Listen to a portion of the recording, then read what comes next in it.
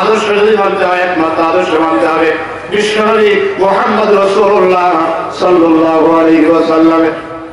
কার আদর্শ? আল্লাহ রাসূলের আদর্শ। তাহলে তো নেতৃত্ব মানতে হবে কার? আমার ভাষা কি বলতে অসুবিধা হচ্ছে? সেরকম ঠান্ডা ঠান্ডা জবাব দিচ্ছে। নেতৃত্ব মানতে হবে কার? ইমান এনেছে কার পরে? আল্লাহর পরে, রবের উপরে। রব নির্দেশ দিয়েছে এখন নেতৃত্ব মানতে হবে বিশ্বনবী। কিন্তু আপনি আমি বলি কা আমার নেতা তোমার নেতা অমুক নেতা কি আমার ভাই তোমার ভাই উল্লুক ভাই ভাল্লুক ভাই, তাদের পিছনে স্লোগান দিতে দিতে গলার এত 12টা বেজে যায় তবে রাত্রিতে দরজায় ডাক করেন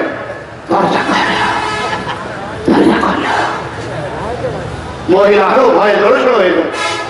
আরে কে না কোন দুর্বৃত্ত আমার বাড়িতে এসেছে।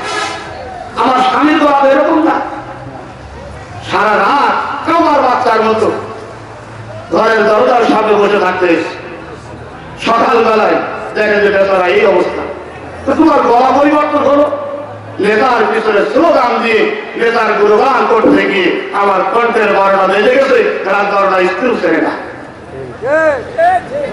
এই কণ্ঠ যদি শেষ হতো, এই জবান যদি নষ্ট হয়ে যেত, এই স্লোগান দিয়ে তোমার নেতা আমার নেতা বিশ্বনবী মোস্তফা, তাহলে এই স্লোগানে কণ্ঠ নয়, এই স্লোগানে আল্লাহর আদর্শ ফুটিয়ে যেত।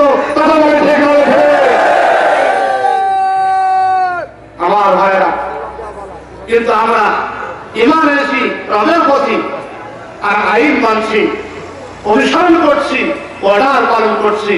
নমরুদ, ফেরাউন, হামানদের নেতৃত্ব যারা প্রতিষ্ঠিত করেছে তাদের নেতৃত্ব ভালো করে ঠিকভাবে দিয়ে আমার বন্ধুগণ, যিনি মানবেন তিনি হবেন মুসলমান। রবের প্রতি যিনি মানেন তিনি হলেন মুসলমান। এখন আপনি আমি মনে করতে পারি হুজুর আমার নাম আব্দুল করিম, আব্দুর রহিম, আব্দুল সত্তার, আমি মুসলমান। আমরা কি? আমরা মুসলমান, আমরা মুসলমান। কিন্তু ঈমান এনেছে আল্লাহর প্রতি, তাই আমরা হয়েছে মুসলমান। আর যদি আল্লাহর প্রতি ঈমান না আনতাম, যদি অন্য কারোর প্রতি ঈমান আনতাম, তাহলে মুসলমান বলে দাবি করতে পারতাম? তাহলে এখন আপনি বলেন আপনি মুসলমান বলে দাবি করেন কিন্তু অন্যের অর্ডার পালন করেন। এখন মুসলমান আছে কিনা আপনারা ভোট দেন। আমার বন্ধুগণ, একজন মুসলমানের দায়িত্ব হলো আরেকজন মুসলমান যখন বিপদগ্রস্ত হয়ে যাবে ওই মুসলমানের জন্য মুসলমান এগিয়ে যাবে। আল্লাহ নবী বললেন আমার সাহাবীরা বায়াত গ্রহণ করা আমার হাতে তোমাদের ভাই হযরত ওসমানকে হত্যা করেছে ওরা, এই খবর আমাদের শিবিরে পৌঁছায়ছে। তোমরা আমার কাছে বায়াত গ্রহণ করো, তোমার ভাইকে যদি হত্যা করে তার লাশটা উদ্ধার করতে হবে। আর তাকে যদি হত্যা না করে জীবিত রেখে দেয় তাহলে আমরা তাকে জীবন্ত অবস্থায় উদ্ধার করব। কয়েকজন হাতে হাত দিয়ে বায়াত গ্রহণ করলেন, আর বাকি যে কয়েকজন বায়াত গ্রহণ করলো না। আল্লাহ নবী বললেন, আল্লাহ নবীর হাতে হাত দিয়ে মুসলমান ভাইকে উদ্ধার করার জন্য যাকে বায়াত গ্রহণ করলো না, আমি বিশ্বনবী বলছি ওদের মৃত্যু হবে মুনাফিকের মৃত্যু। মুসলমানের বিপদে আগে যদি না থাকে, মুসলমান বিপদে পড়লে যদি খুশি হয়, প্রতিজ্ঞা না করে, বায়াত মানে কি? প্রতিজ্ঞা করা। যদি এই প্রতিজ্ঞা না করে, যদি মনে করেন বিশ্বনন্দিত আলেম অন্ধকারে থাকতে থাক, আমরা ফেতনার মধ্যে যাব না। এখন আপনি আপনার কলিজায় হাত দিয়ে দেখেন যে আপনার ইমান আছে কি? আল্লাহ নবীর কথা, এটা আমার কথা না, কার কথা?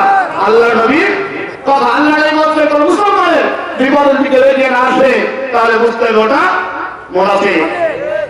এখন বলবেন মুনাফিক এই কারণে, ওই মুসলমানের দাওয়াত ছিল ومن أحسن قولا ممن دعا إلى الله وعمل صالحا وقال إنني من المسلمين। ওই মুসলমান দাওয়াত দিয়েছে আল্লাহর দিকে, মানুষদেরকে আহ্বান করেছে আল্লাহর রাস্তার দিকে।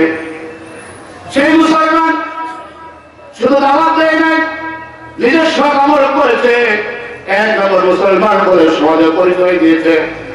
আমার বন্ধুগণ, আপনি আমি যদি দাওয়াত খানা যদি জাহালাতের দিকে দিই, জাহালাতের দিকে আহ্বান করি, হাজার নামাজ পড়ি, রোজাও রাখি, আল্লাহ নবী বলেন ওমান দাআ মিনাল জাহিলা ওয়া ইন সাবা সাল্লা জামান মুসলিম ফাহুয়া যুসাবিল জান্নাম।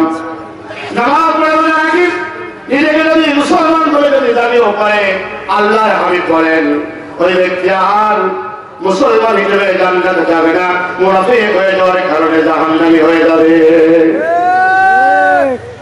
এখন আপনি আমি চিন্তা করেন, নামাজ পড়লাম, রোজা রাখলাম, হজ করলাম, যাকাত দিলাম, কিন্তু জান্নাত নাই।